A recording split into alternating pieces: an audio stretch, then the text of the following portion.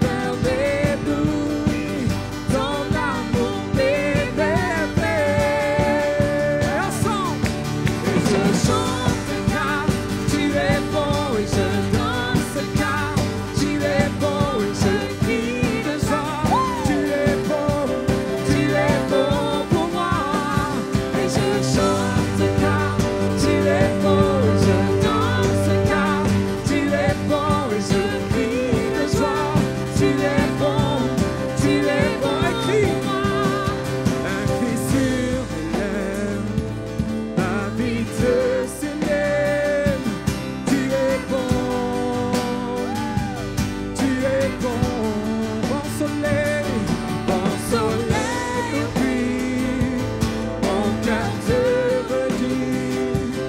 bon et je crie de joie. Tu es bon pour moi. Et je chante car tu es bon et je danse car tu es bon et je crie de joie. Tu es bon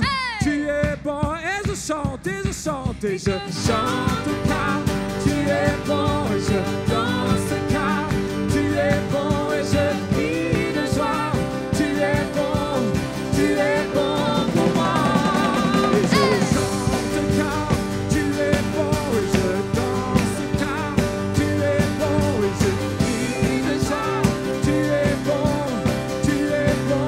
moi.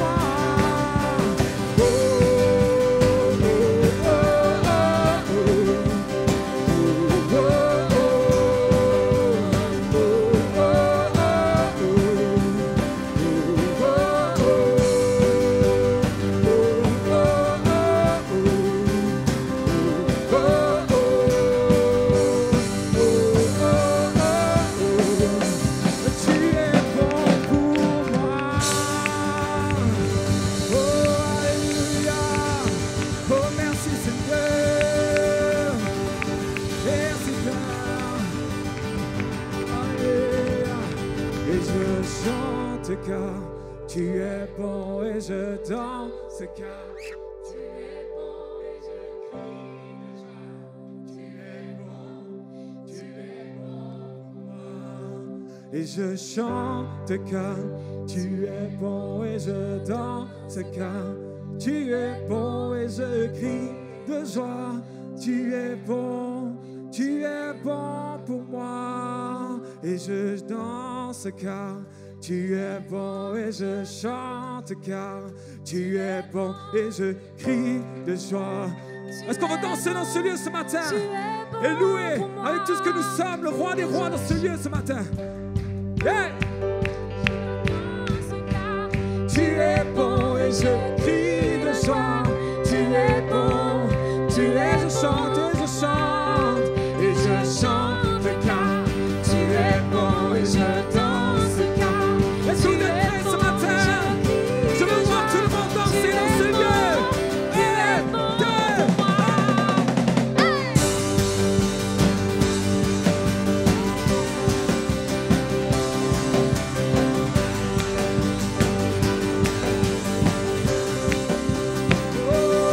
Et je chante car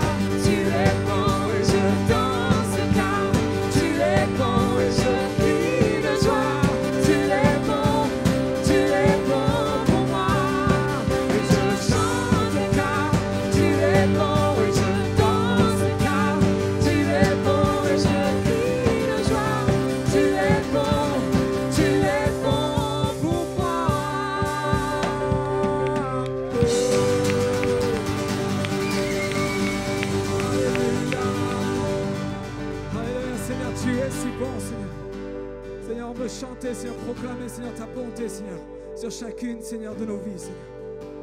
Ah, Seigneur, je veux chanter, Seigneur. Seigneur, proclamer, Seigneur, que quelles que soient les circonstances,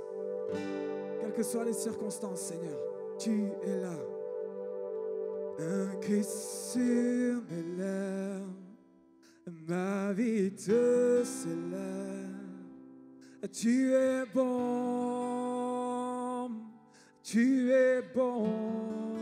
vent soleil ou pluie, mon cœur te redit. Tu es bon, Une dernière fois ensemble, un cri sur mes lèvres. Un cri sur mes lèvres, ma vie te célèbre.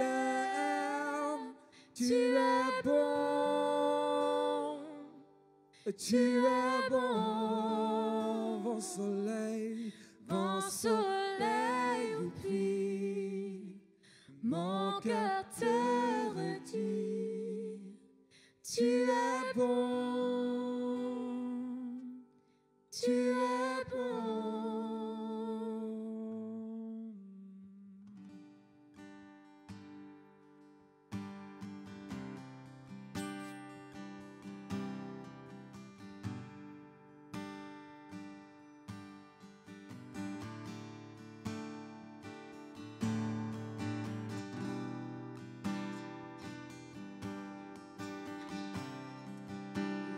Te louons, Père.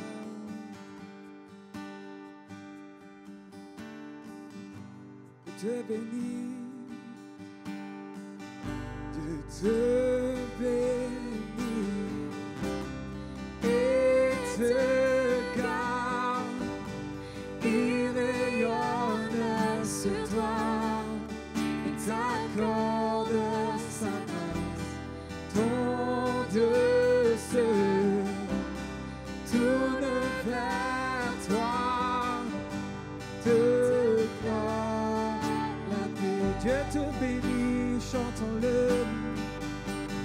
Dieu te bénit et te garde. Il rayonne sur toi, il t'accorde sa grâce. Ton Dieu se tourne vers toi, te donne la paix. Amen.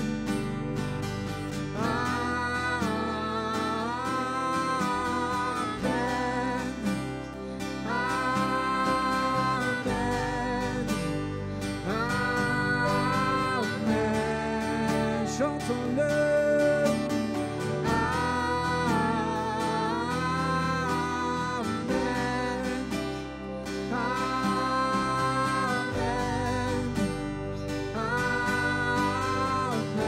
Dieu te bénit, Dieu te bénit et te garde. Il rayonne sur toi, il t'accorde sa grâce. Ton Dieu se tourne vers toi, te donne la paix.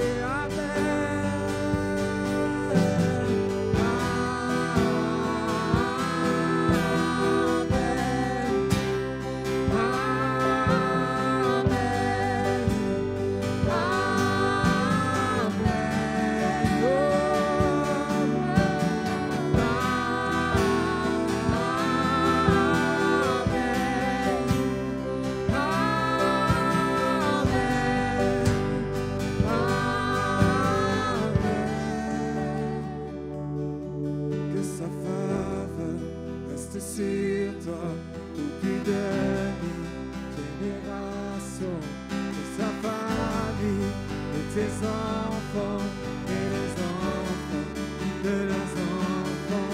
Que sa faveur reste sur toi au plus de 1000 générations. Que sa famille et ses enfants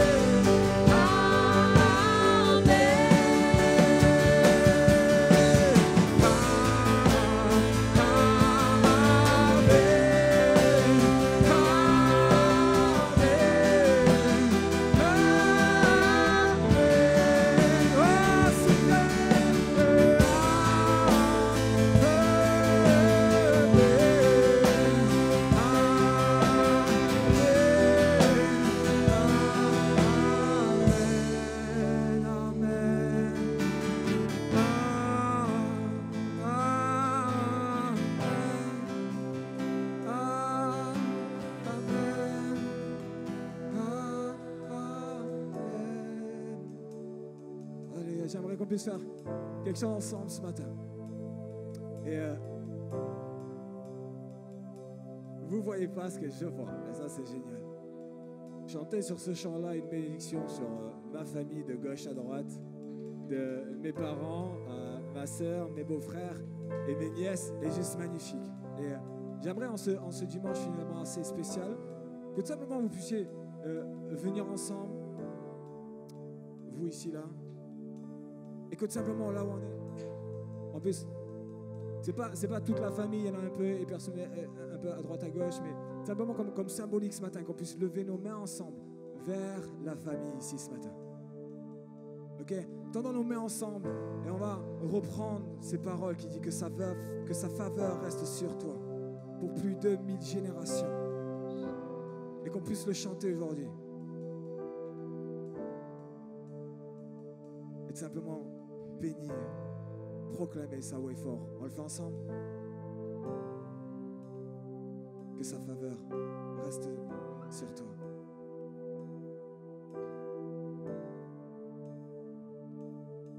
Que sa faveur reste sur toi.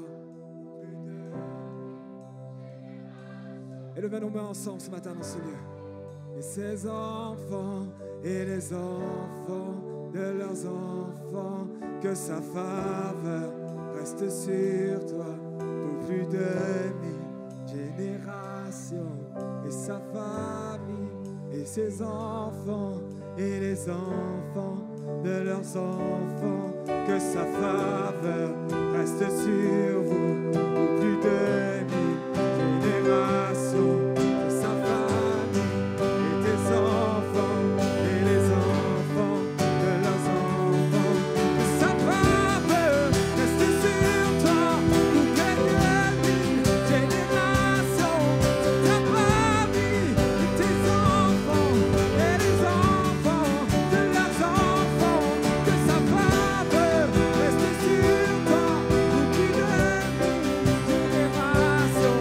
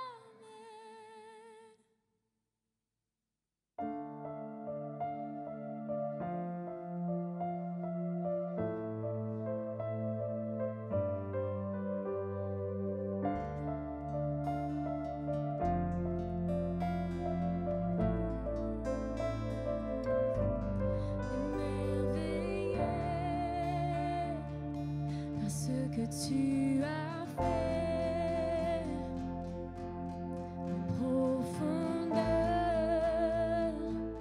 et la nuit étoilée, ton Fils donné pour l'humanité. Je resterai pour te voir triompher. Oh non, je ne crains rien, car tu es près de moi. Oh, non, je ne crains rien, car ma foi est en toi. Tes bienfaits dans ma vie me montrent que tu es là. Ma vie glorifiera Jésus-Christ mort pour moi. Quand je contemple au loin de l'océan, cette grandeur qui émerveille mon cœur, alors c'est vrai, on a cet espoir de toujours voir, oh Père, la terre en ta gloire, mon Père. Non, je ne crains rien, car tu es près de moi, proclamons-le. Non, je ne crains rien, car ma foi est en toi. Tes bienfaits dans ma vie me montrent que tu es là. Ma vie glorifiera Jésus-Christ mort pour moi. Aucune peur, aucune crainte Ne pourra briser ton amour.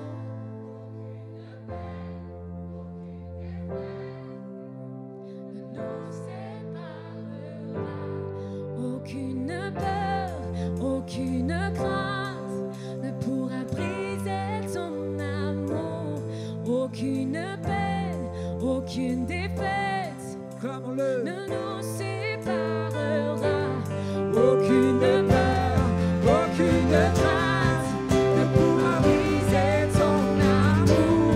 Aucune peine, aucune défaite ne nous séparera. Aucune peur, aucune crainte ne pourra briser ton amour. Aucune peine, aucune défaite ne nous séparera. Non, je ne crains rien, car tu es près de moi. Chantons-le. Non, je ne crains rien, car ma foi est en toi. Bienvenue dans ma vie me montre que tu es là. Ma vie glorifiera Jésus-Christ mort pour moi. Non, je crains rien. Non, je ne crains rien, car tu es près de moi. Non, je ne crains rien, car ma foi est en toi. Tes bienfaits dans ma vie me montrent que tu es là. Ma vie glorifiera Jésus-Christ mort pour moi. Oh, ma vie glorifiera. Ma vie glorifiera Jésus-Christ mort pour moi. Ma vie glorifiera Jésus-Christ mort pour moi. Seigneur, ça c'est notre déclaration. Nos vies qui glorifient ton nom. Et j'avais vraiment à cœur, si tu es là aujourd'hui et peut-être tu as des problèmes physiques de santé, des problèmes émotionnels, mentaux ou quoi que ce soit, on croit que Jésus veut guérir et Jésus veut restaurer. Et on veut rater aucune occasion, et aucune minute, et aucun dimanche, et aucun samedi, aucun lundi, de ne pas proclamer, inviter le puissant nom de Jésus dans nos vies, dans nos corps, pour restaurer, guérir et libérer. Et si tu es malade aujourd'hui, nous croyons que Dieu il est là. On est ensemble pour honorer, certes, un couple, une famille, mais on est là pour élever le nom de Jésus et le souhaiter la bienvenue au milieu de nous. C'est pour ça qu'on chante. Et j'aimerais t'encourager, si tu as besoin dans ta vie, à cause de ton corps, à cause de ta situation économique, parce que tu es à la recherche d'un emploi, parce que tu souffres d'un domaine ou d'un autre ou des problèmes relationnels, peu importe, je demande qu'on prenne juste une minute et que tu invites Jésus maintenant de venir dans cette situation-là maintenant. Que tu déclares ces paroles qui viennent d'être chantées. Aucune peur, aucune crainte, rien ne peut me séparer de ton amour. Si tu es malade et tu as des douleurs corporelles, je t'invite de poser ta main maintenant sur la partie de ton corps où tu as mal. Et tu dis, Seigneur, me voici. Touche mon corps maintenant. Nous croyons à la guérison surnaturelle de Dieu. Est-ce qu'on peut faire ça un instant? Alléluia. Saint-Esprit, je te remercie pour ta présence au milieu de nous. Pour la déclaration de foi de chacun au milieu de nous dans cette pièce. Saint-Esprit, merci que tu passes dans les rangs et que tu œuvres avec ta puissance surnaturelle de guérison. Tu as payé à la croix pour toute maladie. Et je te demande là où il y a des douleurs, là où il y a de l'arthrose, là où il y a des douleurs de genoux qui doivent partir dans le nom précieux de Jésus. Je demande que là où il y a de la perte d'emploi, que tu ouvres les portes, qu'il y ait l'emploi qui soit retrouvé. Seigneur, que les portes que les humains ferment, personne ne peut les fermer si toi tu dis qu'ils doivent s'ouvrir dans le nom de Jésus. Seigneur, on veut le déclarer. Aucune peur, aucune crainte, rien ne peut nous séparer de ton amour. Ouvre ta bouche avec tes mots simples et déclare ce que tu veux que Jésus fait dans ta vie maintenant. Prenons 30 secondes pour cela.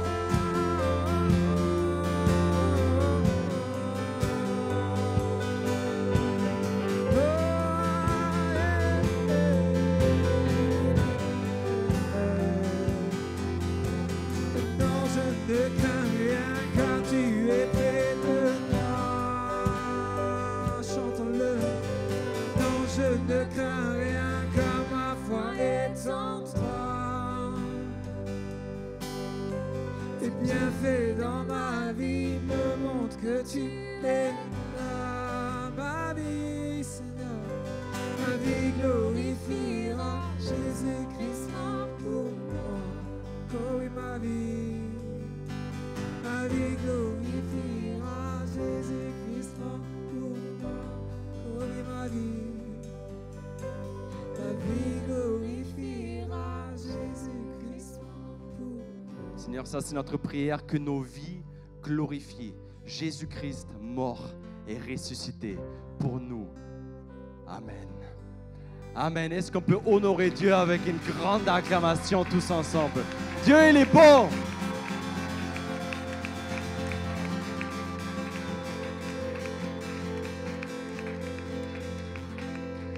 On fait un exercice. Si je dis Dieu est bon, vous dites en tout temps. Dieu est bon. Dieu est bon. Voilà, bravo, super. Vous pouvez prendre place maintenant. Dis à celui qui est à côté de toi, ça fait plaisir de t'avoir proche de moi.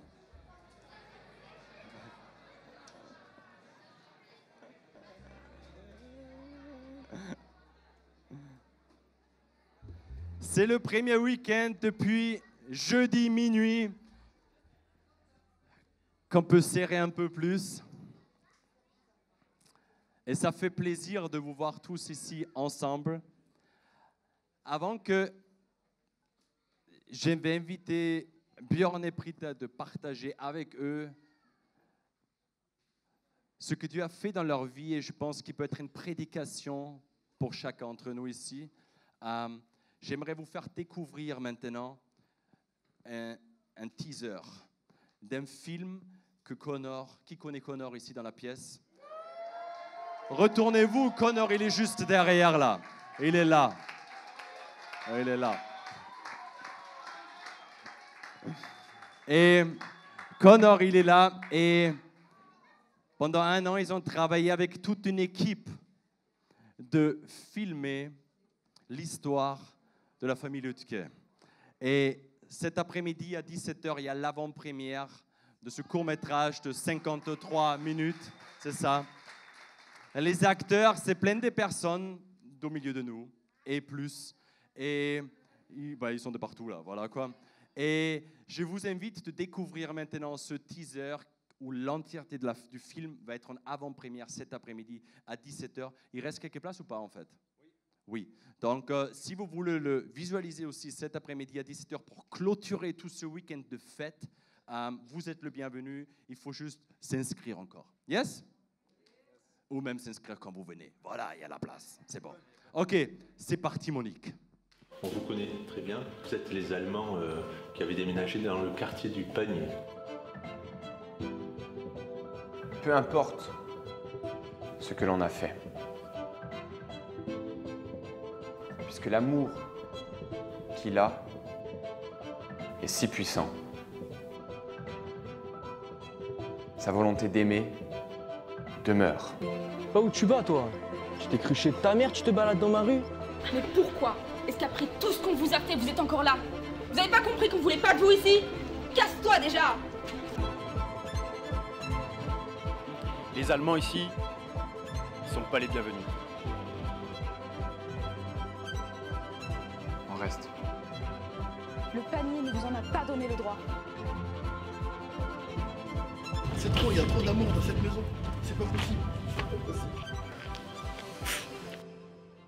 Tu nous demandes d'aimer nos ennemis. Alors aide-moi à les aimer, comme toi tu nous aimes.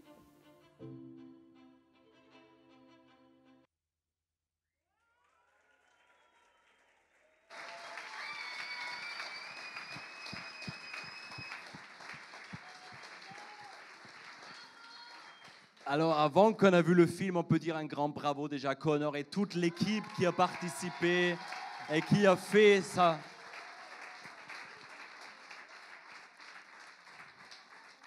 C'est juste extraordinaire. On va arriver au moment de la prédication et on a réfléchi quelque chose de spécial aujourd'hui. On est ensemble avec le campus de Marseille. Est-ce qu'il y a des Marseillais au milieu de nous? Ouais, c'est bien. Avec les personnes et le campus de Saint-Victoré. Est-ce qu'il y a des personnes de Saint-Victoré au milieu de nous? Ouais. Avec les personnes d'Aix-en-Provence. Il y a des personnes d'Aix avec nous? Avec des personnes de Belfort avec nous. Est-ce qu'ils sont là? OK. Avec des personnes de Salzbourg au milieu de nous, de l'Autriche. Avec des personnes de la Bavière en Allemagne avec nous, Gerd et toute son équipe. Et on est ensemble, comme je l'ai déjà expliqué, comme vous avez sûrement remarqué, ce n'est pas tous les dimanches comme ça. Björn n'est pas notre gourou et son affiche est chaque dimanche sur toutes les portes. C'est parce que c'est un week-end spécial et aujourd'hui, le 4 juillet, il y a 30 ans, ils sont venus en fait en France pour servir Dieu ici. C'est pour cela que c'est tout un week-end spécial et on avait à cœur aujourd'hui de partager la prédication d'une manière différente, sous forme d'une interview et d'un partage avec Björn et Britta. Parce que la Bible nous dit, dans le Nouveau Testament, Apocalypse 12, verset 11, où il y a marqué « Ils ont vaincu grâce au sang de l'agneau et grâce à la parole de leur témoignage. Ils n'ont pas aimé leur vie au point de craindre la mort. » Ce qui prouve que Jésus, il est vainqueur et que le diable n'a plus aucun pouvoir ni aucun droit. C'est quoi? Le sang de l'agneau, ça parle de Jésus-Christ mort et ressuscité à la croix. Chez nous à l'église et dans toutes les églises, on proclame Jésus mort et ressuscité. Grâce à Jésus, nous avons accès au ciel. Grâce à Jésus, nous pouvons avoir la guérison. Grâce à Jésus, nous avons accès à une vie éternelle. Et vous savez quoi? C'est aussi grâce à leur témoignage. Ça veut dire grâce à ton témoignage. Chaque fois quand tu donnes témoignage de ce que Dieu il a fait dans ta vie, tu prouves que le diable est vaincu et que Jésus est victorieux. Chaque fois. Et ce n'est pas juste quand c'est un film hollywoodien, ce n'est pas juste quand c'est un film bollywoodien, ou peu importe ce que tu préfères, mais c'est chaque fois quand il y a quelque chose, quand tu t'es rempli de stress et tu as prié et la paix surnaturelle de Dieu est venue, chaque fois peut-être que tu as vécu une guérison, chaque fois quand tu as eu un défi et Jésus est intervenu, chaque fois quand tu le partages, Tu prouves, selon Apocalypse 12, verset 11, que le diable n'a plus de pouvoir et Jésus, il a vaincu. Chaque fois, ton témoignage et mon témoignage sont puissants. Et aujourd'hui, j'aimerais inviter Björn et Britta pour faire un parcours à travers de leur témoignage, qui peut être une prédication pour chacun d'entre nous. Björn et Britta, venez et installez-vous sur ce joli canapé. Alors, vous avez... Pas de micro. Premier miracle en cours. Pour ceux qui sont là depuis un certain moment à l'EPP, vous le connaissez, Björn et Britta. Donc Britta, c'est elle, et Björn, c'est lui. Ça fait 30 ans qu'ils sont arrivés en France, mais comme le nom le dit, Björn, c'est pas très français, et Britta non plus. Britta, tu as le micro, donc je dois te dire en 1 minute 30, pourquoi la France? Si vous êtes allemand, pourquoi la France? Ça va être compliqué, 1 minute 30. Hein. En fait, quand on était touché par l'amour de Jésus, on a dit notre vie t'appartient, Seigneur, et on va là où tu veux.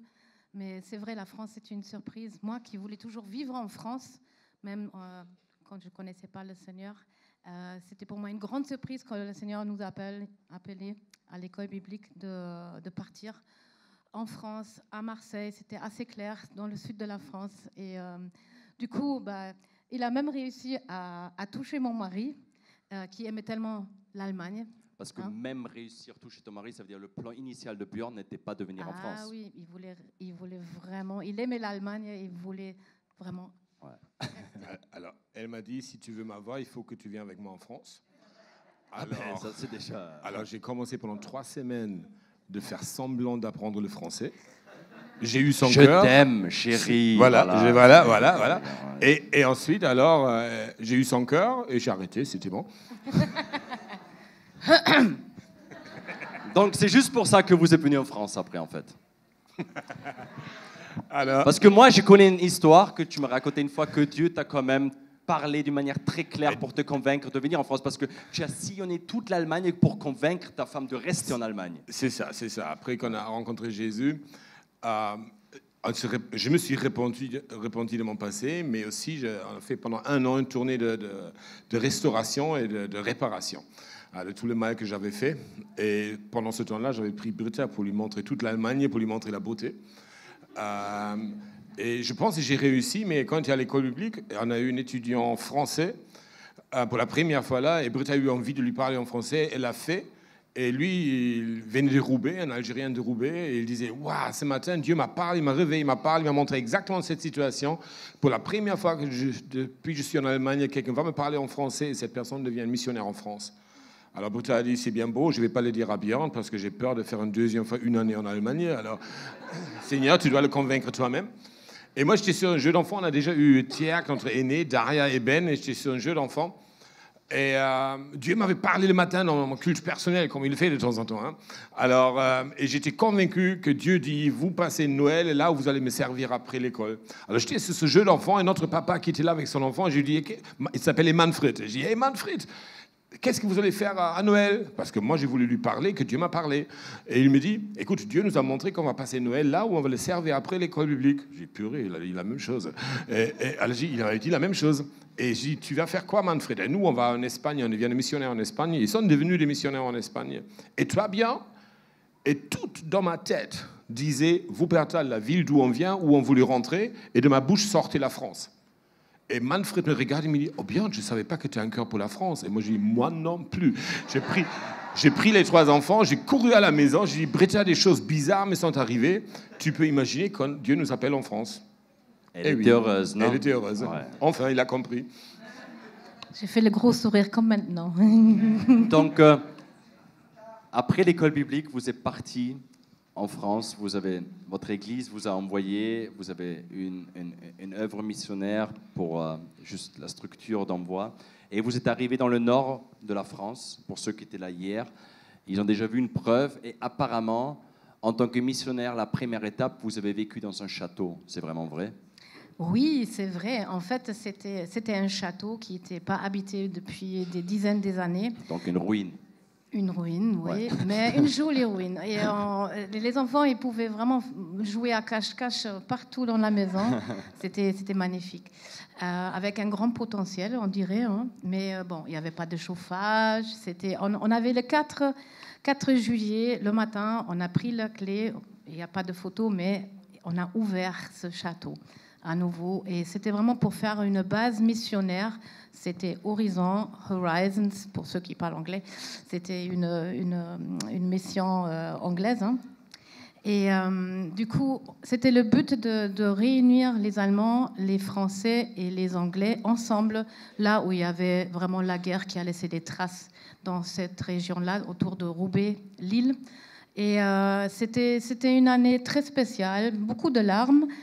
Moi, je dis toujours que c'était notre 3e année d'école biblique parce qu'on a vraiment dû apprendre à travailler en équipe hein, avec des personnes qui étaient très différentes que nous. Et ça nous a beaucoup formés et beaucoup challengés, mais c'était très bon. Hein. C'était une belle année où Yana, elle est née 6 semaines après notre arrivée. Yana, elle est née à Seclin. Du coup, c'était très intense, ce moment-là. Ok. Ça veut dire dans ce château, on peut imaginer que vous avez vécu comme des rois en France. Mais je sais que, Björn, tu m'as dit que la température n'était pas ça. On est à Marseille, on est d'accord, tout ce qui est au-delà de Montélimar, c'est le nord. Ouais. Voilà. Hein. Et il y a le nord-nord. Et là, il y a le grand froid. Et là, on était dans le grand froid. Alors, il faut imaginer le chauffage qui ne fonctionnait pas. En hiver, le plus froid qu'on a mesuré dans la maison, c'était moins 1 degré. Sans chauffage, avec les enfants, et il y a eu un tel vent, parce que rien n'était isolé, qu'on a couché nos enfants, nos 3 enfants et le bébé non, dans le baignoire, parce que c'était le seul endroit où ils étaient protégés du vent. Alors, les enfants dans le baignoire, les couvertures dessus, et c'était bon. Voilà, après, il fallait des travaux. J'étais couvreur avant, je pensais, on attaque les travaux dans le bâtiment, parce qu'il y a eu des trous dans le toit, il pleuvait dedans, etc. Mais la culture anglaise... Il y a des Anglais ici? Qui est anglais? Ah, je suis vraiment désolé. Hein. Mais la culture anglaise les a poussés de d'abord réparer le greenhouse, le cerf dans le jardin qui ne sert à rien. D'accord? Alors, nous, on a toujours eu froid dans la maison. Par contre, les plantes pouvaient pousser. C'était génial. Voilà, ça, c'est notre première année, là.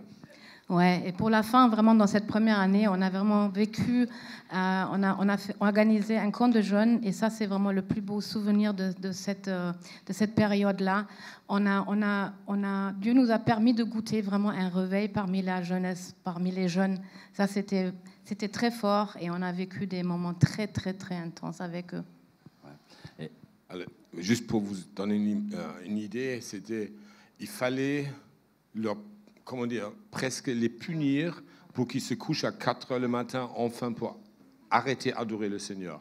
Alors c'était nos prémices en France, les premiers baptêmes en France, la forêt de Falampin, dans un petit étang qu'on a trouvé, et c'était vraiment fort. Ouais. Oh. C'est pour la déco, pour la caméra, pour ceux qui sont en ligne, on peut vraiment le boire. Ah ouais, c'est bien ça. Après... Le 26 décembre, c'est la plus cristalline, plus claire que jamais. Le 26 décembre 1992, c'était votre premier voyage à Marseille alors. Mm-hmm. Comment ça s'est arrivé d'être coincé quelque part entre Lens, Roubaix et Lille, de venir à Marseille, et quelle était votre première impression de cette ville de Marseille à l'époque en 92 quoi? On a fêté Noël avec les enfants et c'était vraiment une grande fête pour nous. On avait un logement pour nous, c'était très beau. Et en fait, Dieu nous avait demandé, est-ce que vous voulez... 80... Ouais. Alors à la fin, c'était pas en 92, c'était en 91, c'était ces fameux Noël qu'on a passé en France pour le servir après.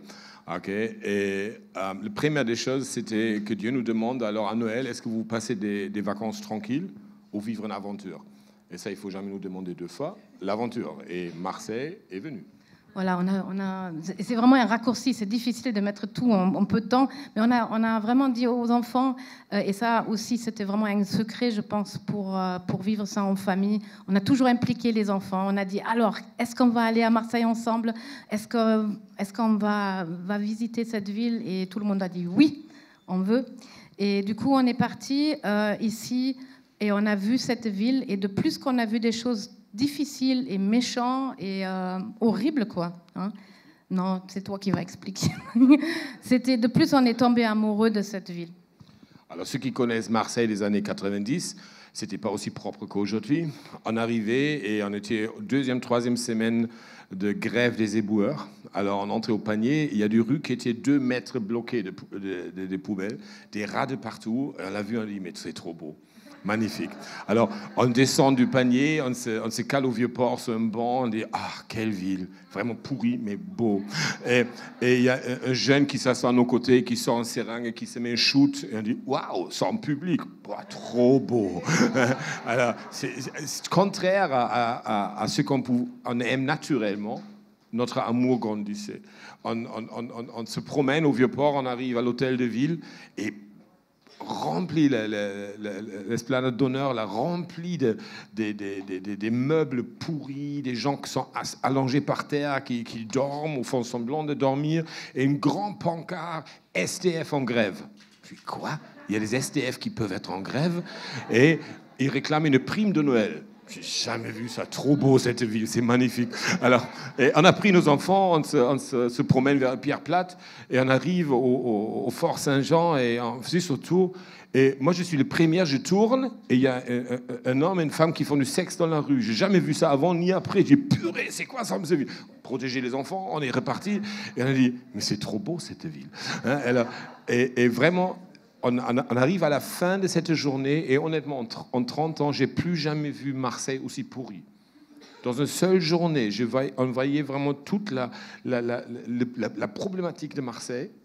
Okay, et on est sorti de la ville et on était amoureux, on savait ici il faut aller. Après cette visite, vous avez pris la décision en famille de déménager à Marseille. Vous êtes venu, vous avez habité à Sadi Carnot, au centre-ville de Marseille, mais pour but toujours d'aller dans le vieux quartier du Panier. Et c'était au début pas toujours simple. Donc, comment étaient les tout débuts de votre début au Panier, en fait, ici? Les débuts, c'était déjà de vivre une vie, je dirais, à peu près normale avec les enfants. On les avait inscrits au Panier, vraiment dans l'école, à la maternelle et au primaire, parce qu'on voulait vraiment vivre avec les gens dans le Panier.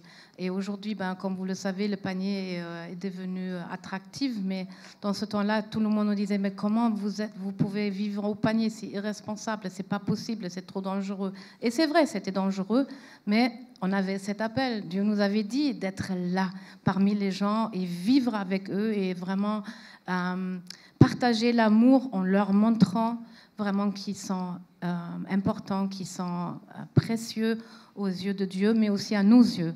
Et du coup, on n'a pas fait une différence entre chrétiens, parce qu'il n'y avait pas de chrétiens, mais on voulait vraiment aimer avec action, on peut dire ça. Je pense qu'il ne faut pas imaginer cette vision romantique. Là. Il y a des missionnaires qui viennent, qui passent dans les rues de Marseille, soyez bénis, je vous aime. Au contraire, c'était violent, c'était très violent. Et aujourd'hui, je pense si on regarde en arrière, je crois les raisons pourquoi on a survécu, c'était une côté, on a eu une très bonne formation à l'école biblique qui nous a vraiment aidé à, peu importe quelles sont les circonstances, fixer notre regard sur Jésus, prier et louer Dieu. Et deuxième, mon ancienne vie de hooligan, que j'ai pas eu peur des gangs. Et je pouvais vraiment confronter les méchants sans être violent, mais de ne pas avoir peur de l'agressivité. Et au même moment, quand on avait appris vraiment ces questions de louange, c'était clair, on avait étudié l'histoire. Je ne sais pas si vous le savez, le Panier ou le vieux Marseille a eu 2 parties. Il y a eu la ville basse et la ville haute. La ville basse, c'est ici le quartier hôtel de ville dans lequel on se trouve ici. Et le Panier, qui aujourd'hui le Panier, était la ville haute, c'était le district des temples grecs. Okay? Et elle a eu 3 temples à l'époque. Et je dis, OK, Dieu nous avait dit de déraciner les racines du diable pour implanter les racines du royaume de Dieu. Et première des choses, on va adorer Dieu là où des idoles étaient adorées autrefois. Alors j'ai pris ma guitare tout seul. Et alors je ne parlais pas français, il faut imaginer. J'étais médiocre jusqu'au je suis en guitare, mais peu importe. Et je me suis mis en 3 jours différents sur mes genoux, sur ces 3 places, pour adorer Dieu. Avec ma guitare, je me rappelle une fois, j'avais oublié de fermer mon coffre, cette valise de guitare, et les gens sont passés pour mettre l'argent dedans. C'était trop beau. Et moi, j'étais en adoration. Ça, voilà. J'aimerais encore juste dire quelque chose par rapport à comment on a vécu ici. Des années après, quand une femme algérienne du quartier, elle a trouvé Jésus, j'ai dit, mais alors comment tu nous connais? Pourquoi tu nous connais? Et elle me dit, pendant des années, j'étais regardée derrière ma fenêtre. Tu me connais pas, mais moi je te connais. Elle me disait, j'étais derrière ma fenêtre et je te regardais, je regardais comment tu gères les 5 enfants en montant les escaliers et comment tu les gères, comment tu es avec eux. Et ça m'a tellement touchée. Et je veux vraiment vous encourager. Ne pensez pas que les gens ne vous regardent pas. Ils voient comment vous vivez. Ils voient comment vous traitez vos enfants et comment vous les éduquez, comment comment vous vivez. Et ça m'a vraiment fait beaucoup de plaisir d'entendre ça. Ce qui est énorme dans votre histoire, c'est que le ministère ou l'Église ou le royaume de Dieu, c'était pas juste un boulot, un job, un travail. Et soit ça marche pas, on s'en fout. Mais c'était une vocation, un appel et toute votre vie, quoi. Et quand vous êtes venu, je sais que c'était pas comme tu disais, Björn, oui, bonjour, on est chrétien, et tout le monde dit, ah, alléluia, enfin, quelqu'un veut implanter une église au panier. Donc, tu dis, c'était ultra violent, il y avait des confrontations, ça a duré combien d'années, en fait, cette résistance, quelque part, vis-à-vis de l'évangile, vis-à-vis de Jésus, vis-à-vis de la foi, et à quoi ça ressemblait concrètement? Pour le temps, à peu près 7 ans. Les premières 7 ans, pour nous, en tant que famille, c'était très compliqué. Et là, bon, c'est nous, papa, maman, mais aussi nos 5 enfants. En fait, il y a eu plein de situations pour chaque enfant. N'importe quel âge ils avaient, si c'était à l'école, si c'était dans la rue, etc., où chaque enfant a eu vraiment son combat et sa situation. Voilà. Ouais, c'est ça. Je pense que ça, c'est une des choses. Les enfants, ils ont vraiment bavé. Il faut imaginer, le panier était, ou ici le bas, l'hôtel de ville était détruit par les Allemands. On n'était pas accueillis en tant qu'Allemands. On a eu des confrontations avec la population juive qui nous ont dit en plein visage, pendant 5 ans, je vous ai battu, combattu, et là, vous êtes revenus. Et vraiment, et c'était dur en tant qu'Allemands, avec les voisins, avec les familles qui ont souffert, et ils ont montré leur mécontentement, même leur haine, d'abord aux plus faibles, ça sont les enfants. D'accord, c'est à l'école, c'est vraiment maltraité, etc. C'était très dur en tant que parent. Ensuite, on a eu à cette époque, ces 7 ans, 15 fois, on nous a vidé la maison, cambriolage. Et je me rappelle un jour, c'était ce moment-là où on savait qui est-ce. Hein, on ne portait pas plainte parce qu'on savait si on porte plainte, on ferme toutes les portes pour l'évangile. Et le jour arriva et la famille principale qui a cambriolé chez nous, leur maison a brûlé. Et je me rappelle jusqu'à aujourd'hui que j'étais dans ma chambre de prière, je dis Seigneur, je te loue, Dieu de vengeance. Et Dieu me dit non, c'est pas ma vengeance, c'est ta possibilité de bénir tes ennemis. Et moi j'étais là, j'étais puré, non, arrête. Hein, et à ce moment-là, Dieu nous dit, et j'ai dit oui, d'accord, comment j'ai pris pour mes ennemis, je les bénis, non, j'ai pas demandé que tu les bénis, mais toi tu as un frigo, ils n'ont pas de frigo dans ton frigo. Mais Seigneur, ils m'ont volé 15 frigos, qu'est-ce que tu veux? J'ai donné le 15e. Alors on a donné le frigo, on était trop fiers, on a donné notre frigo. Dieu dit, vous avez un four, ils n'ont pas de four, et on a vidé nous-mêmes maintenant notre maison, plus ce petit groupe de chrétiens qu'on était, on a fait une offrande spéciale, on leur a donné encore l'argent. Et après, les voisins sont venus nous voir et disent mais qui vous êtes? Qui vous êtes? La famille qui vous a toujours cambriolé. Déjà, on a dit ah, toi, tu le savais alors. Hein, qui vous a toujours cambriolé. Là, vous le bénissez, vous leur donnez des affaires. Mais qui vous êtes? Et là, on a pu vraiment dire que l'amour est inconditionnel. Ce n'est pas parce que notre ennemi nous fait du mal qu'on se comporte différemment. Après, on a dépensé plus d'argent dans le pneu crevé que dans les voitures achetées. alors, il y a tellement de choses pendant ces 7 ans. Et après 7 ans, Britta est allée sur la place des Moulins, là où on habite aujourd'hui, et elle a crié avec toute sa force, vous pouvez faire ce que vous voulez, en reste. Et quelques jours après, moi, je me suis rendu dans une des bars qui est aujourd'hui plus une bar où les vieux des familles du quartier, si on me dit comme ça, se sont toujours réunis. Et je suis allé et j'ai dit, écoutez, je suis étranger dans ce quartier, mais je suis l'homme de Dieu. Et honnêtement, vous voyez nos souffrances, peu importe ce qu'on vit, on va rester. On va rester, on ne va pas partir. Alors, ma seule question que j'aimerais vous poser, moi en tant qu'étranger, comment je peux vous bénir et je peux prier pour vous? Et là, le calme total. Ouais, tout le monde se regarde. Et pour moi, l'impression, ça a duré 2 heures. C'est certainement que 60 secondes, mais c'était une éternité. Jusqu'au des personnes clés se lève et dit, Monsieur Lutke, on vous dit une chose une fois pour tous aujourd'hui. Dès aujourd'hui, vous n'êtes plus un étranger dans ce quartier et vous êtes notre église protestante du panier. C'est là où le terme EPP est venu.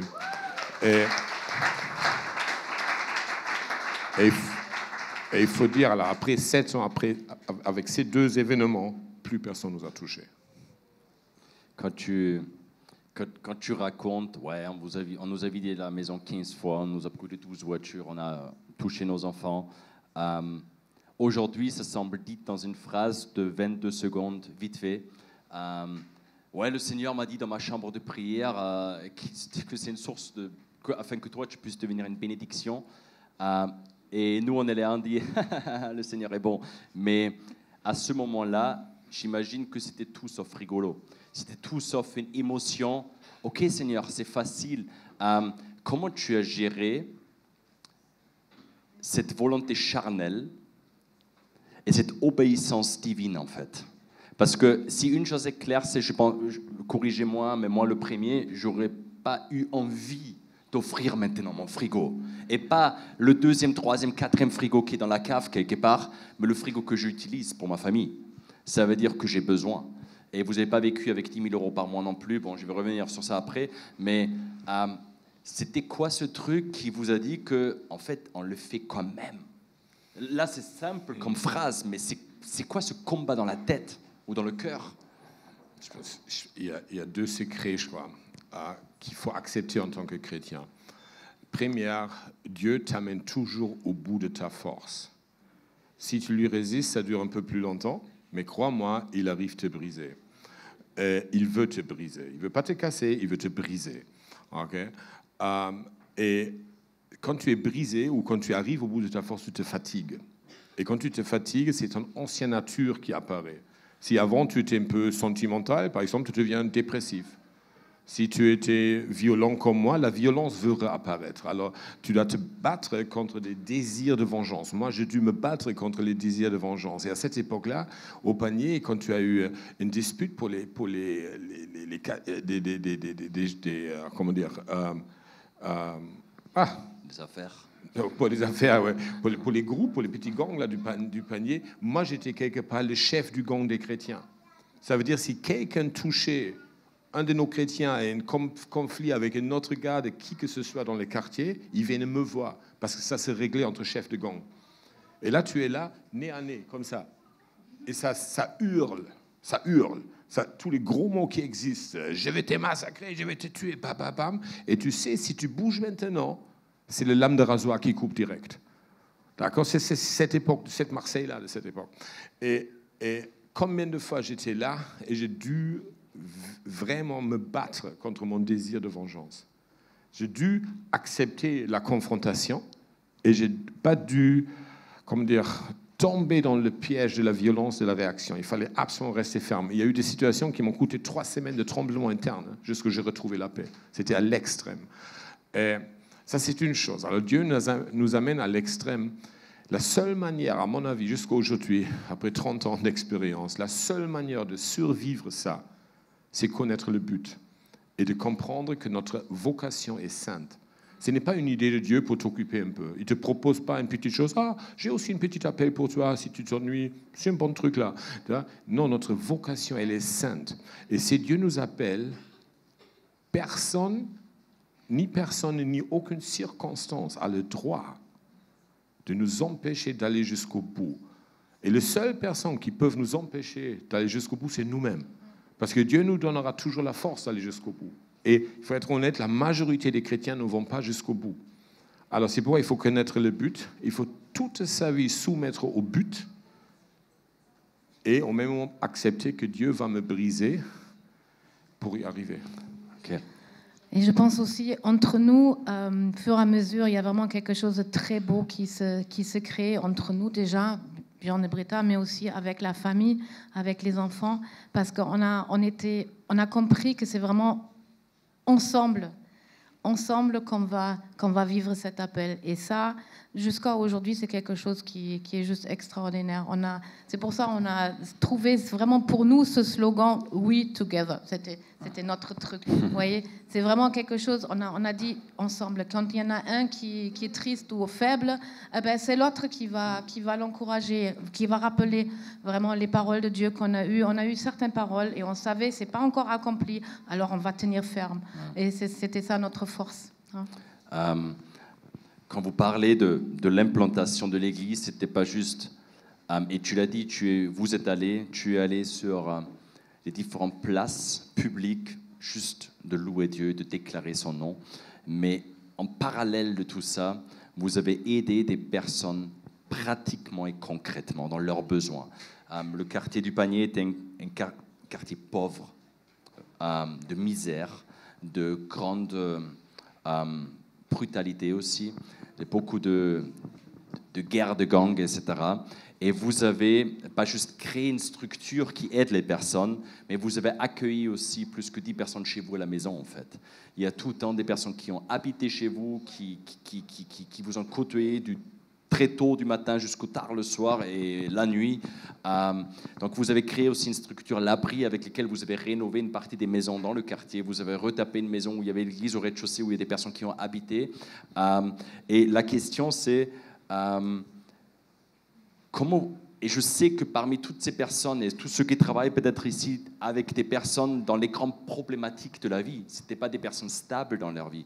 Il y a aussi beaucoup de contre-coups. Comment vous avez fait pour vous relever quand tu investis tellement, mais tu ne vois pas le succès parfait tout de suite? Comment vous êtes relevé et vous avez dit on continue, on continue? Alors, le contexte, on a eu un logement de 70 mètres carrés, on habitait jusqu'à 17 personnes, des toxicomanes qui faisaient la désintoxication chez nous à la maison, des STF qui habitaient. Et je pense qu'on n'a pas vécu ça uniquement comme une difficulté. On était à cette époque-là l'œuvre de réinitiation de plus grande réussite sur Marseille. Je me rappelle quand j'étais invité au Conseil général pour cette réussite, on en parlait à Marseille quand même. C'était des moments forts. Les gens nous ont appelé, les psychologues nous ont appelés des magiciens. Ils n'ont pas compris comment on arrive à restaurer les gens. Une des pas les plus difficiles pour moi, c'était quand Dieu a dit de bâtir une église et je ne pouvais pas faire les deux. Mais jusqu'à aujourd'hui, on a ce même principe. On aide, on fait entrer toute personne qui frappe à la porte. Aujourd'hui, si quelqu'un me demande d'aider à planter une église, je dis oui, toujours oui, peu importe combien j'en ai déjà. Et là, à l'époque-là, c'était chaque personne qui frappe à la porte, on l'accueille parce que Dieu a une idée s'il nous l'envoie. Okay? Ça, c'était la difficulté dans ce temps-là. Et encore une fois, le but était clair. Le but était restaurer les personnes. Ça, c'est notre vision, tous est soumis. Mais c'était 2 ans et demi, par exemple, qui était assez dur. On n'a pas eu l'argent. On était vraiment pauvres. On n'a pas eu une RSA, pour vous donner une idée. Et à cette époque-là, on allait au marché aux puces à Marseille. On a eu nos réunions de dimanche, mais on n'a rien mangé pour les personnes. On a eu juste assez en tant que famille. Maintenant, il fallait nourrir tous les autres. Et on est allé au marché aux puces et on avait découvert que les marchés aux puces, ils n'ont pas eu des chambres froides. Comme aujourd'hui, ils ont des frigos, les grands frigos, etc. À l'époque, le dimanche, quand le marché aux puces fermait, ils ont jeté tous les légumes, tous les fruits sur des énormes tas de 2-3 mètres de haut. Avant que ça soit jeté. Et alors on y allait, on a cherché à la fin parmi les poubelles de ceux qui jetaient, on cherchait ce qu'on pouvait encore utiliser, on a rempli la voiture, on est rentré à la maison avec nos trésors, avec tout le monde, on a enlevé tout ce qui était pourri et on a fait des soupes, des ratatouilles, de tout ce que tu imagines. Et ça a pris quelques mois jusqu'au... en général, c'est les Arabes au marché aux puces. Jusqu'à eux, ils ont découvert qu'on fait une bonne œuvre. Alors, ils commençaient, au lieu de le jeter par terre, au début, c'était humiliant quand même. Alors, on se sentait mal. On vient quand même d'une société riche. Tu n'as pas l'habitude de servir par terre, etc. Et là, ils commençaient de nous mettre des boîtes à côté parce qu'ils savaient qu'on fait une bonne œuvre. Et c'était déjà plus facile, mais tout ça a duré 2 ans et demi. Et comme une fois les chrétiens me disaient, oui, ce que Dieu commande, ça il paye aussi. Je dis, ouais, c'est vrai, mais pas toujours la manière comme moi j'imaginais, tu vois. Je pense aussi, comme vous le savez, on aime voir vraiment les gens être touchés par la grâce de Dieu, d'être restaurés, guéris, d'être témoins de ça, les accompagner proches. Du coup, on était un peu quand même déchirés parce qu'on voyait que les gens étaient touchés, restaurés, guéris, qui ont une nouvelle vie. Mais vu que c'était beaucoup des étrangers qui venaient parmi nous, à un moment donné, quand ils étaient bien et restaurés et guéris, ils repartaient. Et du coup, oui, on était heureux. Mais en même temps, l'Église ne grandissait pas. Ouais. Du coup, on se trouvait toujours en famille. Et qui va venir le dimanche? Qui va entrer? Et ça, c'était un peu parce que, bon, là, quand tu es missionnaire, et ça, c'est un point où on a beaucoup de compassion avec d'autres missionnaires aujourd'hui, les gens qui donnent des dons, ils attendent quand même qu'il y a du fruit. Mais comment tu montres un fruit? Nous, on le savait, le fruit. On voyait ce que Dieu il est en train de faire.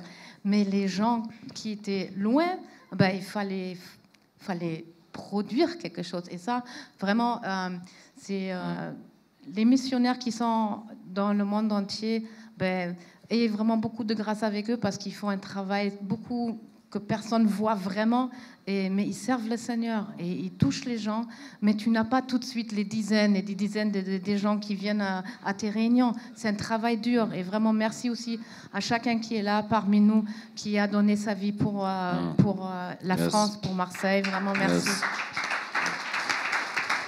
On arrive vers la fin. J'ai encore 2 petites dernières questions, mais où j'aimerais toute l'attention vraiment. Donc là, on est à 30 ans de ministère. Je disais hier dans la fête, c'est la mi-temps. Est-ce que vous avez encore un rêve ou c'est fini là maintenant? Quel est votre rêve? Où vous voyez, si le Seigneur le permet, dans 30 ans? Il n'y a pas si longtemps de ça, quelques mois, c'était en automne, que Dieu m'a rappelé un verset que j'avais prié pendant des années, jour après jour.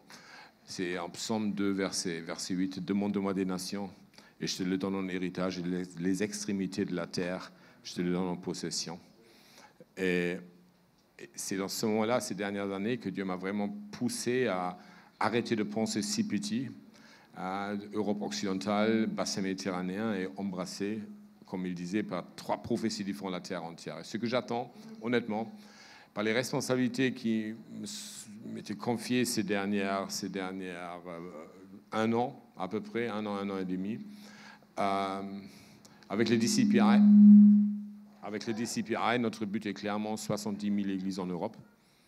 Alors qu'à travers les formations qu'on donne avec les différents formateurs, qu'on veut voir 70 000 églises implantées en Europe. C'est des chiffres énormes. J'ai jamais pensé à cette dimension-là. Avec le réseau international du BFP, des pentecôtistes allemands, on croit, on va parler, Gerd qui est aussi ici, je crois,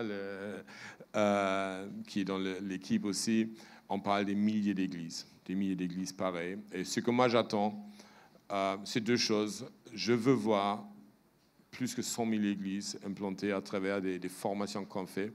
Hier, tu m'as encore surpris avec les chiffres que tu as donnés, je ne me suis même pas rendu compte. C'est trop fort ça. Et le deuxième, ça c'est un rêve, ça c'est un souhait, ce n'est pas une promesse de Dieu. Je veux voir le Vélodrome rempli. Ah,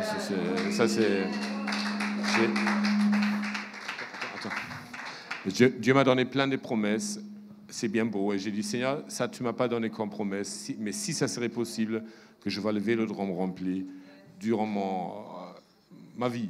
Le Vélodrome rempli pas pour un match de foot? Non, pardon. Mais vraiment, peu importe quoi, chrétien, si ça c'est un culte, si ça c'est une réunion des responsables du groupe de maison, peu importe, ça rempli. Et Pépé Junior, au Vélodrome, voilà. Ouais. Quand énergie. Voilà.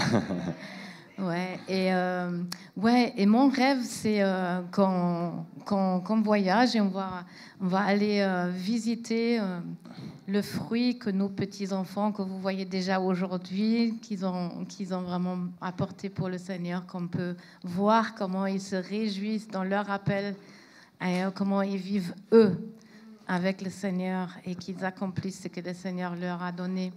Parce que ça, c'est pour moi, je le redis, normalement, je suis stérile et de voir mes petits-enfants aujourd'hui à travers de nos enfants, c'est juste quelque chose, un sentiment qu'on ne peut pas décrire. Du coup, vous comprenez que de voir mes petits-enfants, nos petits-enfants déjà aimer Jésus, c'est juste la chose la plus grande.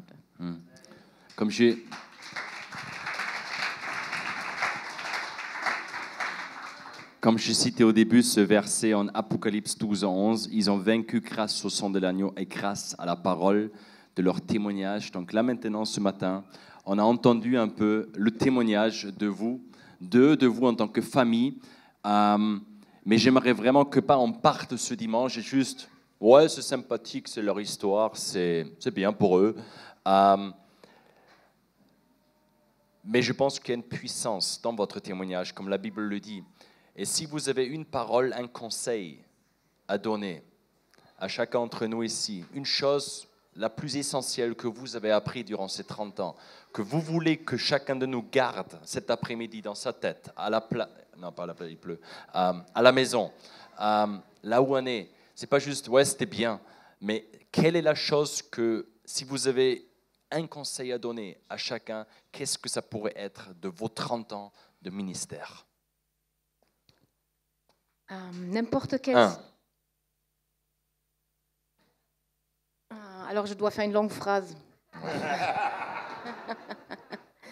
N'importe tes circonstances, Dieu t'aime, il est toujours pour toi. Et l'appel qu'il t'a donné, il est saint. Et la parole qu'il t'a donnée pour accomplir, cette promesse qu'il t'a donnée pour accomplir ce que lui, il a pensé pour toi, eh ben, elle reste n'importe quelle circonstance tu traverses, et garde vraiment tes yeux fixés sur soi et sur ça et agis et fais tout et ne lâche rien pour vraiment accomplir ce qu'il t'a dit. Je dirais la même chose. C'est vraiment soumets toute décision de ta vie au but de Dieu dans ta vie. N'arrêtez pas, surtout pas avant l'accomplissement. Alors tant que ce n'est pas accompli, ne cherche pas d'autres choses parce que ce n'est pas la persévérance qu'on obtient la promesse.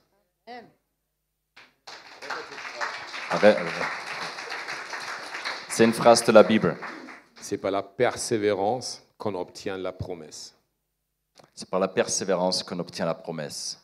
Et c'est ce qu'on fait aujourd'hui, c'est les 30 ans de votre ministère et de voir un avant-goût d'une promesse de votre persévérance aussi. Et il y a beaucoup de personnes dans cette salle et des personnes qui ne peuvent pas être là aujourd'hui, qui sont reconnaissantes de ce que vous avez fait.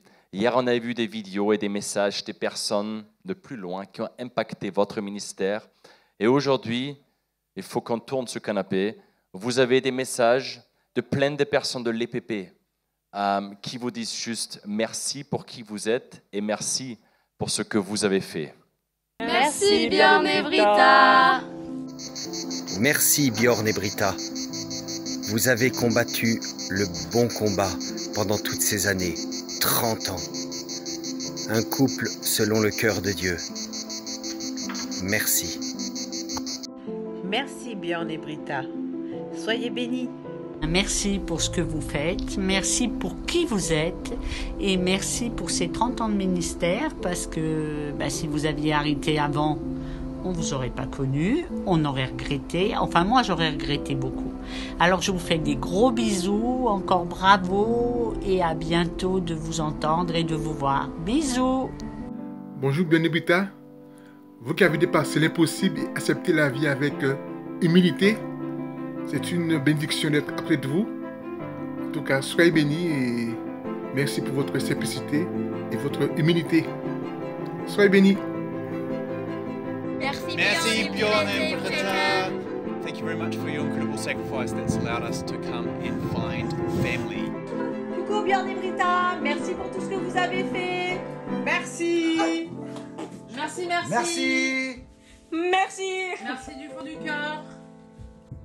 Salut Bjorn et Britta, on voulait vous dire bravo pour les 30 ans de ministère, bravo pour vos 30 ans d'espérance, de courage, de foi, votre investissement dans l'église, c'est vraiment courageux de votre part d'avoir tenu jusqu'à ces 30 ans et félicitations à vous.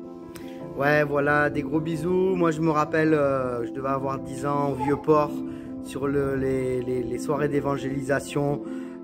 Plein de petites marmailles avec des sandales et des chaussettes. Et en fait, c'était toute la famille, toute la petite famille, avec plein de têtes blondes partout. Ça remonte, hein, ça doit faire bien une trentaine d'années. Et voilà, merci Bjorn pour cette bière où je suis reparti aussi à Castellane en parlant en langue. C'était vraiment un bon temps de partage. Merci tous les deux pour qui vous êtes, pour ce que vous faites. Et voilà, continuez, pleine force à vous et soyez bénis. Merci Bjorn et Britta. Et joyeux anniversaire. Salut Bjorn et Britta. Coucou à tous les deux. Félicitations pour ces 30 ans de ministère, on vous aime très fort. Yes, gros bisous. Merci Britta et Bjorn pour tout votre amour, pour tout l'amour que vous semez. Voilà, je voulais juste leur dire un grand merci pour leur parcours, leur message qu'ils nous ont donné sur tout.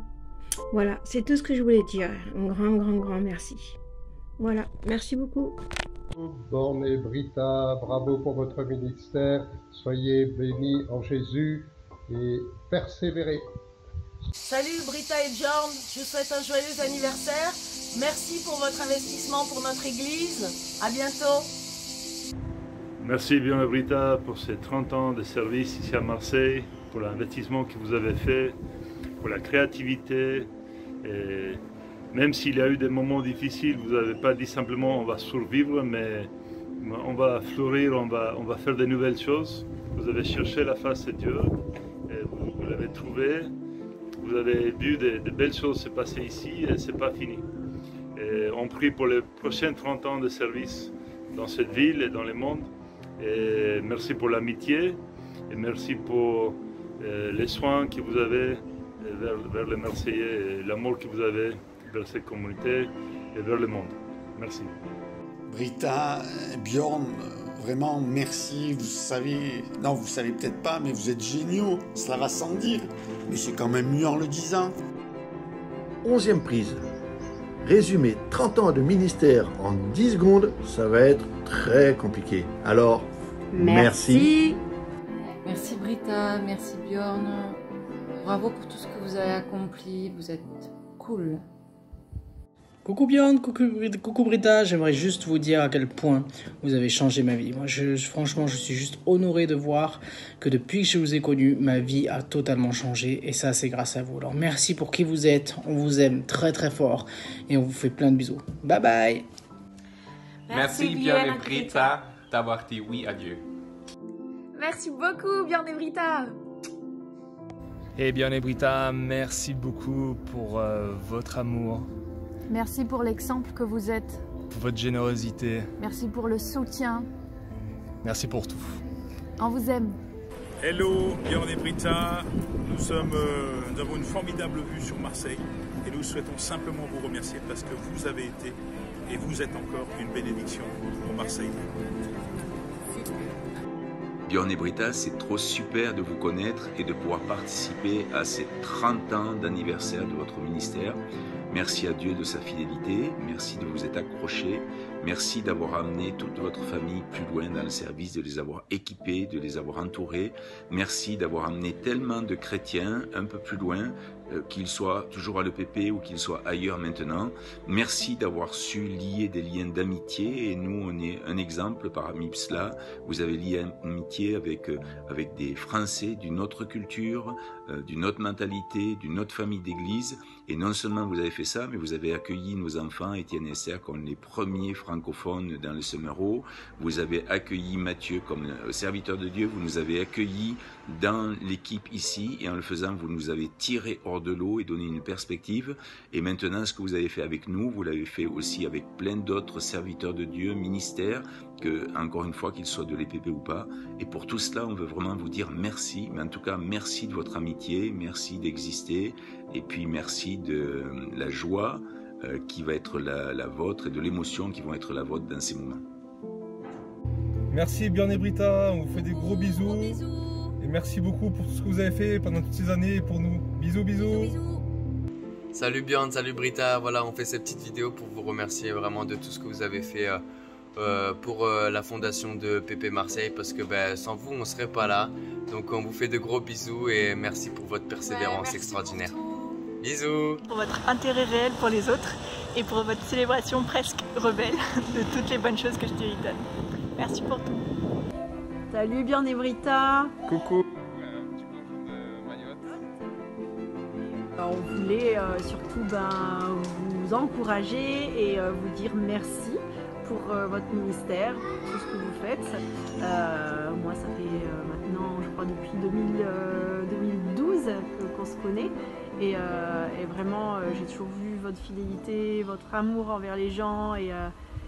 Vous avez toujours été là. Alors, un grand merci. Et puis, encore plein de bonnes choses pour vous. Et puis, profitez bien de votre voyage. Ouais, on vous souhaite que les 30 prochaines années soient encore plus folles que celle qui vient de se terminer. Et surtout, un très très beau voyage en Afrique du Sud. C'est un pays que j'affectionne particulièrement. Et je suis sûr que le Seigneur va vous bénir là-bas. Et vous allez passer un moment extraordinaire. On vous embrasse bien fort. On fait des gros bisous. Ciao. Salut Björn, salut Britta. Je veux vous féliciter pour le parcours que vous avez traversé et surtout pour ne jamais rien avoir lâché et vraiment de toujours avoir cru en Dieu. Et aussi pour vous remercier parce que si je suis là, le PP Marseille aujourd'hui, c'est d'une part grâce à Dieu mais aussi grâce à vous. Allez, je vous fais des bisous. Coucou, merci parce que votre amour n'a pas de frontières. Merci pour votre soutien, votre encouragement et l'exemple que vous êtes. On vous aime. On vous aime. Salut, merci Björn et Britta pour votre simplicité.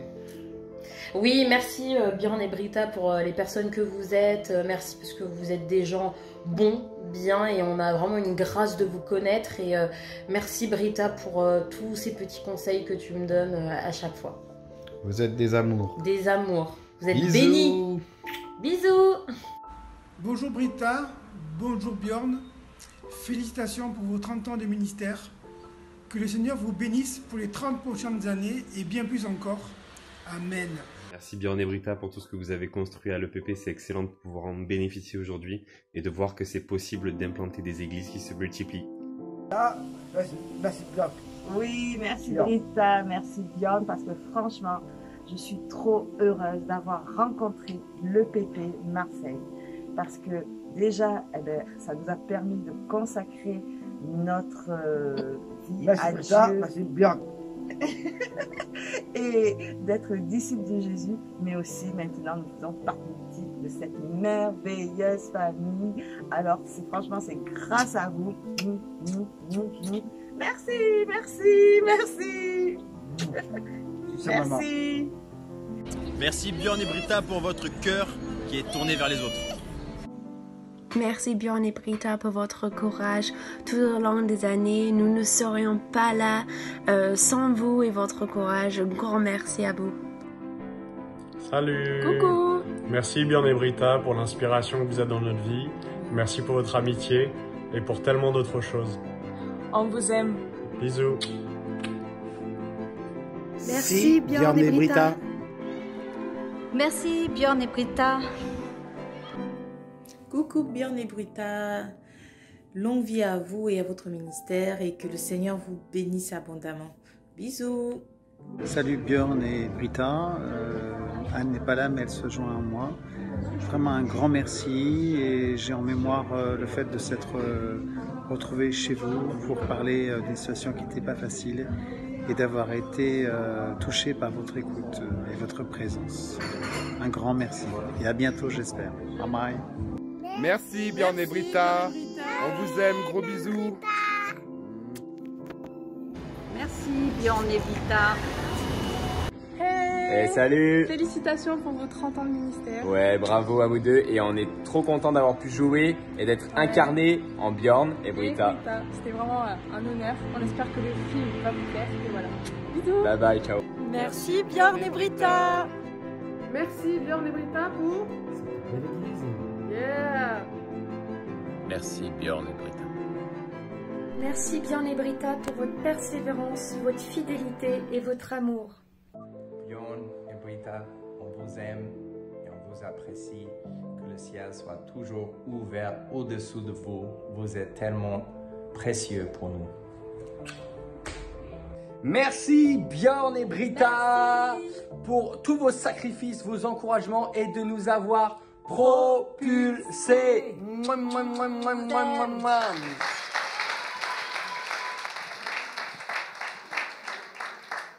Donc, entre les messages d'hier, les messages qui étaient enregistrés et toutes les personnes ici présentes, on veut vous honorer, on veut vous remercier. On veut finir ce culte en faisant la fête pour Jésus. Et merci aussi à chacun d'entre vous qui a peut-être participé à rendre possible un rêve que surtout Britta, elle avait depuis toujours. Il y avait 2 destinations qu'elle voulait faire une fois dans sa vie. C'était le Canada, c'est ce qu'elle a déjà fait.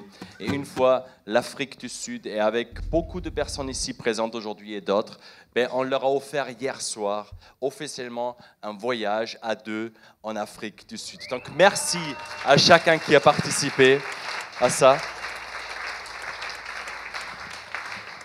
Et si vous dites, mince, j'ai oublié, tu peux encore participer. On a encore, le lien marche toujours jusqu'à ce soir. Il y a encore un QR code quelque part qui traîne. Lucky, je ne sais pas où il est, mais ouais, il y a un code.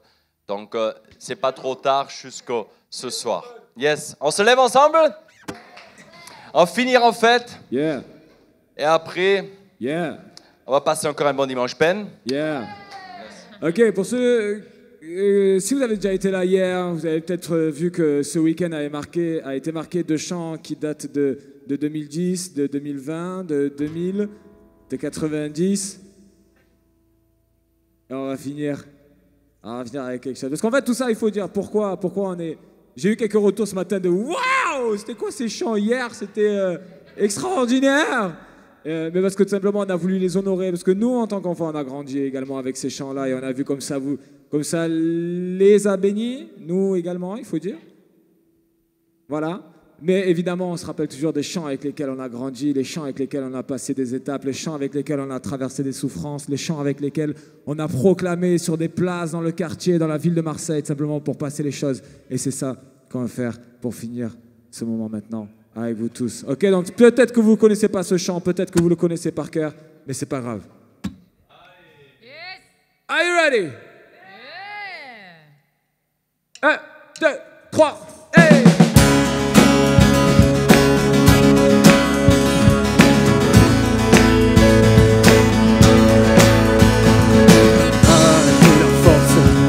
La joie du Seigneur, à nous la puissance, par ton bras puissant, à nous la force. La joie du Seigneur, à nous la puissance, par son bras puissant, faisant monter, monter, parfum de louange, faisant monter, monter, notre adoration, faisant monter, monter, parfum de louange, faisant monter, monter, notre adoration.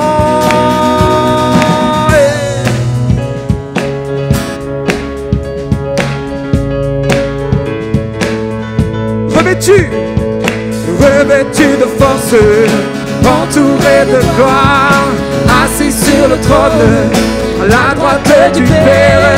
Revêtu de force, entouré de gloire, assis sur le trône, à la droite du Père. Faisant monter, monter, parfum de louange, faisant monter, monter, notre adoration, faisant monter, monter, parfum de louange, faisant monter, monter, notre adoration à vous, faisant monter, monter, parfum de louange. louange, faisons monter, monter notre adoration, faisons monter, monter, parfum de louange, faisons monter, monter notre adoration, faisons monter, monter, parfum de louange, faisons monter, monter notre adoration, faisons monter, monter, parfum de louange, faisons monter, monter notre adoration,